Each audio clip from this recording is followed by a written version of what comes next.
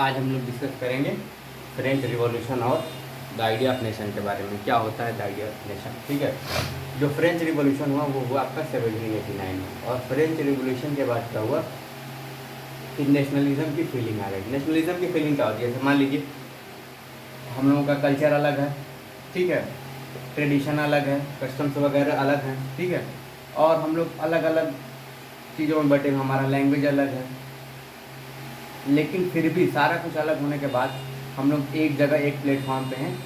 कैसे? As an Indian. ठीक है, जब भी इंडिया की बात होती है तो सारे लोग हम क्या हैं? इंडियन हैं। और यही हमारी क्या है? नेशनलिज्म की फीलिंग है कि सारी विभिन्नताओं के बाद हमारे अंदर क्या है? एक एकता है। सारी डाइवर्सिटी के बाद हमारे अंदर क्या है? एक यूनिटी है। वो किस बेसिस पे यूनिटी है? नेशनलिज्म की बेसिस पे यूनिटी है। ठीक है, अब 1789 से पहले क्या था? एब्सोल्यूट मोनार्की थी। कहाँ पे? फ्रांस में।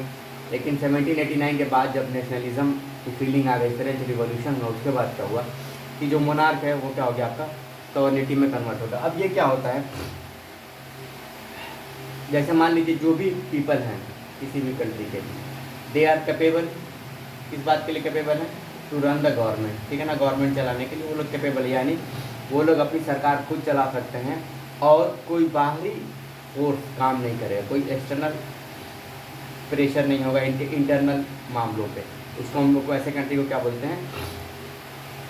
सॉवरेन कंट्री बोलते हैं। ठीक है, तो पता ये चला कि 1789 के बाद क्या होगा? फ्रेंच रिवॉल्यूशन के बाद क्या होगा? जो एब्सोल्यूट मोनार्की थी वो किसमें कन्वर्ट हो गई? आपकी सॉवरेनिटी में कन्वर्ट हो गई। ठीक है, अब क्या होता है कि जो जहाँ से फ्रेंच रिवॉल्यूशन शुरू हुआ था, यानी इस रिवॉल्यूशन को शुरू करने के लिए कोई ना कोई लोग हो गए, ठीक है ना, जो इसको लीड करते होंगे, उनको क्या बोलते हैं? रिवॉल्यूशनरीज। ठीक है ना, जो लोग क्या कर रहे थे? रिवॉल्यूशन कर रहे थे, या जो लोग रिवॉल्यूशन को लीड कर रहे थे, उन्होंने क्या किया? इंट्रोड्यूस किया। क्या इंट्रोड्यूस किया? कुछ मेजर्स लाए, कुछ प्रैक्टिसेस लाए। किस बात के लिए? कि ये जो नए मेजर्स आएंगे, नए प्रैक्टिसेस आएंगे, वो क्या करेगी? क्रिएट करेगी। क्या क्रिएट करेगी? Sense of collective identity. Sense of collective identity जब क्रिएट करेगी लोगों के अंदर, तो क्या होगा? नेशनलिज्म अपने आप ही आ जाएगा। ठीक है ना, और सारे लोग क्या समझ लगेंगे कि सारे लोग एक ही आइडेंटिटी के हैं, सारे लोग एक हैं। ठीक है, उसके लिए क्या इन्होंने क्या? फादरलैंड वाला भावना डाला। ठीक है ना, जो आपको क्या क्रिएट करती है? आपकी कम्युनिटी क्रिएट करती है, यानी हम लोग एक ही पितृलैंड से हैं, एक ही पितृ जमीन से हैं, यानी हम लोग एक ही हैं। और उसके बाद क्या? द सिटीजन, यानी इक्वालिटी, यानी सारे सिटीजन क्या हैं? आपकी इक्वल हैं। सारे सिटीजन इक्वल मीन्स क्या? कि कोई मैटर नहीं कि आप पुअर हैं, आप रिच हैं, ठीक है ना, आप ब्लैक हैं, आप वाइट हैं, आप पढ़े लिखे हैं, आप कम पढ़े लिखे हैं, सारे लोग क्या हैं? सिटीजन हैं, और सारे लोग क्या हैं? इक्वल हैं। और सारे लोगों का ही फादरलैंड, और इस तरह से इन्होंने क्या किया? कम्युनिटी डिसाइड किया और इक्वालिटी डिसाइड किया। इन प्रैक्टिस से क्या हो गया? आपका नेशनलिज्म की भावना हो आने लगी लोगों में। ठीक है, और जो फ्रेंच के रिवॉल्यूशन में उन्होंने क्या किया? जो रॉयल स्टैंडर्ड फ्लैग था पहले फ्रांस का, उसको हटा दिया और एक क्या लाया? एक नए 3 कलर का फ्लैग इंट्रोड्यूस किया इन लोगों ने। ठीक है, और क्या किया इन लोगों ने?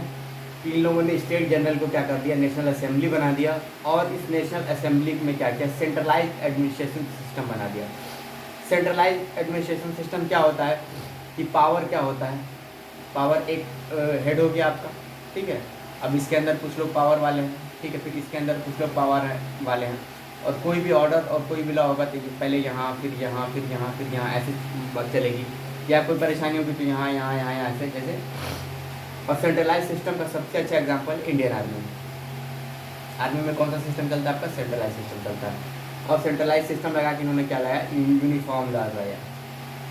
इस कानून सबके लिए बराबर होगा। जैसे ही पता चला कि कानून सबके लिए बराबर है तो लोगों को ऐसा फील होने लगा कि वो क्या है? एक नेशन के अंदर है, ठीक है ना, सारे इक्वल हैं, एक नेशन के अंदर हैं, सारे लोग इक्वल हैं, और सारे लोग क्या हैं? आपके एक हैं, सारे लोग आपके एक हैं। ये फीलिंग आ गई। अब उसके बाद क्या गया कि नेशनलिज्म की जो फीलिंग थी उसको इन्हांस करने के लिए उन्होंने क्या किया कि कुछ हाइमन्स कंपोज किए नए नए, कुछ ओथ दिलाया गया, लिया गया, ठीक है ना। जो इंटरनल कस्टम ड्यूटीज़ थी उनको क्या कर दिया? ख़त्म कर दिया गया। ठीक है, उसके बाद यूनिफॉर्म सिस्टम कर दिया गया वेट्स एंड मेजर्स का। पहले क्या होता था? जैसे मान लीजिए आपका फ्रांस है, ठीक है, तो यहाँ पे मेजरमेंट अलग है, यहाँ पे अलग है, यहाँ पे अलग है, यहाँ पे अलग है, यहाँ पे अलग है, ठीक है। तो पता ये चला कि यहाँ पे कोई व्यापारी है, कोई बिजनेसमैन है, कोई ट्रेडर है, तो ये यहाँ से यहाँ जाए उसके वेट में फ़र्क है, यहाँ से यहाँ जिसके मेजर्स में फ़र्क है, यहाँ से यहाँ तो यहाँ वेट और मेजर्स में फ़र्क है। तो पता ये चला कि पूरे सिस्टम को क्या कर दिया? यूनिफॉर्म बना दिया वेट्स और मेजर्स के मामले में। और जो इंटरनल कस्टम ड्यूटी इस्तेमाल किया, यहाँ पे कोई ट्रेडर से यहाँ पे ट्रेड कर रहा है, यहाँ से आया तो फिर कस्टम ड्यूटी देना पड़ा, फिर यहाँ से यहाँ आया तो फिर यहाँ कस्टम ड्यूटी देना पड़ा, फिर यहाँ से यहाँ तो फिर यहाँ कस्टम ड्यूटी देना पड़ा। तो पता ये चल जाता है कि अपने ही नेशन में क्या फील करने लगा, वो कई बाउंड्री लाइन फील करने लगा, ठीक है, क्योंकि अलग अलग जगह पे वो अलग अलग कस्टम ड्यूटी देता था। ये सारी चीज़ें ख़त्म कर दी इन लोगों ने। उसके बाद जितने भी रीजनल लैंग्वेज थे उसको क्या कर दिया इन्होंने, ख़त्म करना शुरू कर दिया धीरे धीरे। अलग अलग लोग अलग अलग भाषाएं बोलते थे, अब इन्होंने क्या करना शुरू कर दिया, एक रीजनल लैंग्वेज को हटा के एक फ्रेंच लैंग्वेज को प्रमोट करना शुरू कर दिया, ताकि अगर लैंग्वेज भी सेम हो जाएगा, अगर लैंग्वेज भी आपका सेम हो जाएगा तो लोग क्या समझने लगेंगे, एक दूसरे को अपना समझने लगेंगे, फील आने लगा कि हम लोग एक हैं। जैसे मान लीजिए आप मान लीजिए बिहार से हैं, आप मान लीजिए सिर्फ बिहार से हैं, ठीक है, अगर आप कहीं मिलते हैं बंगाल में आप मिलते हैं, ठीक है, आपने बिहारी बोला, ठीक है ना, आपका ट्यूनिंग बिहारी हो गया, फिर कोई और जो है दूसरे जगह से मतलब बिहारी से लेकिन किसी दूसरे डिस्ट्रिक्ट से है, वो भी आपके बंगाल में मिला आपसे और वो भी बिहारी बोलने लगा, तो ये जो ही लैंग्वेज आपने भी बिहारी बोला उसने भी बिहारी बोला, तो आपने क्या बोला कि हम बिहारी बिहारी भाई हैं। या अगर आप आउट ऑफ इंडिया हैं, अगर आप क्या हैं आउट ऑफ इंडिया हैं,